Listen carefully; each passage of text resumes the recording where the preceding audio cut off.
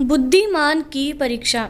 बहुत समय पूर्व जब गुरुकुल शिक्षा की प्रणाली होती थी, तब हर बालक को अपने जीवन के 25 वर्ष गुरुकुल में बिताना पड़ता था।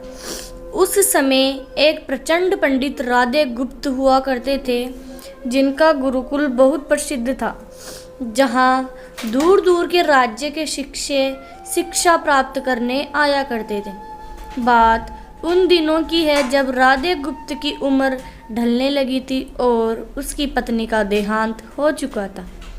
घर में विवाह योग्य एक कन्या थी। राधे गुप्त वह उसका विवाह एक योग्य व्यक्ति से करना चाहते थे, जिसके पास संपत्ति भले ही ना हो, पर वह कर्मठ हो, जो किन्हीं भी परिस्थिति में उसकी बेटी को खुश रखे और उचित समय पर उचित निर्णय ले सके। एक दिन उनके मस्तिष्क में एक ख्याल आया और उन्होंने इस परेशानी का हल सोचा कि क्यों ना वो अपने खुद के शिष्यों से ही योग्य वर की तलाश करें। उनसे बेहतर उनकी बेटी के लिए और हो सकता है।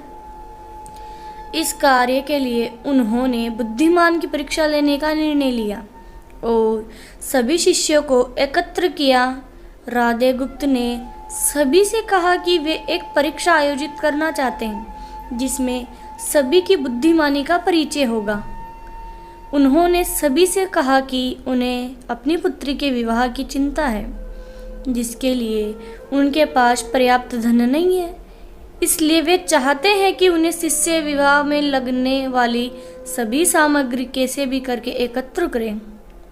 भले उसके लिए उन्हें चोरी का रास्ता चुनना पड़े, लेकिन उन्हें चोरी करता कोई भी देख ना सके। इसी एक शर्त का पालन सभी को करना है। अगले दिन से सभी शिष्य कार्य में जुट गए। रोजाना कोई न कोई तरह तरह की वस्तुएं चुरा कर लाता और राधा गुप्त को दे देता।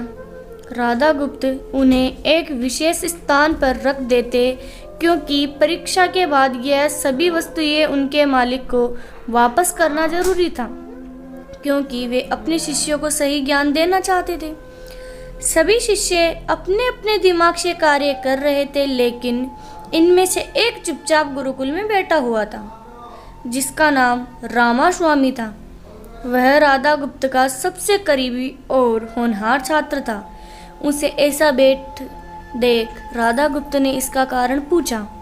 तब राधा स्वामी ने बताया कि आपने परीक्षा की शर्त के रूप में कहा था कि चोरी करते वक्त इसे कोई ना देख सके। इस प्रकार अगर हम अकेले में भी चोरी करते हैं, तब भी हमारी अंतरात्मा उसे देख रही है। हम खुद से उसे छुपा नहीं सकते। इसका अर्थ यही है कि चोरी करना व्यर्थ है। उसकी यह बात सुनकर राधा गुप्त के चेहरे पर खुशी छा जाती है। वे उसी वक्त सभी को एकत्र करते हैं और पूछते हैं कि आप सब ने जो चोरी की, क्या उसे किसी ने देखा? सभी कहते हैं नहीं। तब राधा गुप्त कहते हैं कि क्या आप अपने अंतर्मन से सभी इस चोरी को छिपा सके? सभी को बात समझ आ जाती है और सबका सिर नीचे झुक जाता है, सिवाय रामास्वामी के। राधा गुप्त रामास्वामी को बुद्धिमानी की परीक्षा में अव्वल पाते हैं और सभी के सामने कहते हैं कि यह परीक्षा मेरी पुत्री के लिए उचित वर तलाशने के लिए रखी गई थी। इस प्रकार मैं रामास्वामी का विवाह अपनी पुत्री के साथ तय करता हूँ। सभी खुशी से झूम उठते हैं। साथ ही चुराई हुई हर एक वस्तु को उनसे मालिक को सौंप विनम्रता सा सभी से क्षमा मांगते हैं। कहानी की शिक्षा। बुद्धिमानी की परीक्षा से यही शिक्षा मिलती है कि कोई भी कार्य अंतर्मन से छिपा नहीं रहता और अंतर्मन ही मनुष्य को सही राह दिखाता है। इसलिए मनुष्य को किसी भी कार्य के सही गलत के लिए अपने मन को टटोलना सबसे जरूरी है। आज मनुष्य ने अंतरात्मा की आवाज़ सुनना बंद कर दिया, इसलिए ही वो गलत रास्ते पर जा रहा है। हमारी अंतरात्मा कभी हमें गलत राह नहीं दिखाती। यह जरूर है कि मन की आवाज़ हमें वो करने की सलाह देती है जिसे दिमाग कभी स्वीकार नहीं करता, क्योंकि दिमाग सदैव स्वहित में कार्य करता है और मन हमें सही और गलत का परिचय करवाता है। यह सही गलत का परिचय ही हमें सदैव बुराई से दूर रखता है। किसी भी कार्य के पहले हमें मन की इस परीक्षा के जरिए राधा गुप्त ने अपनी पुत्री के लिए एक उचित वर की तलाश लिया और शिष्य को जीवन का अमूल्य ज्ञान दिया। आज के वक्त में कोई भी शिक्षक एवं शिक्षक पद्धति मनुष्य को धन कमाने का नहीं ज्ञान देते हैं।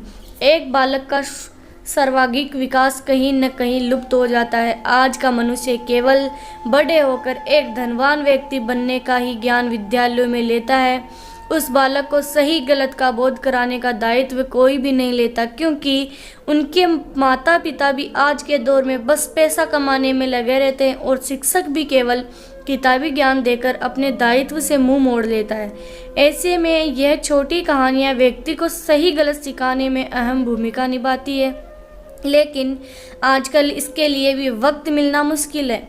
यह एक गंभीर समस्या है जिसके फलस्वरूप आज के बच्चे आसानी से गलत राह पर चलने लगते हैं और उन्हें इसका भान तब होता है जब वे पूरी तरह ग्रस्त हो जाते हैं। अतः जरूरी है कि हम सभी आज की पीढ़ी को ज्ञानवर्धक बातें भी सिखाएं।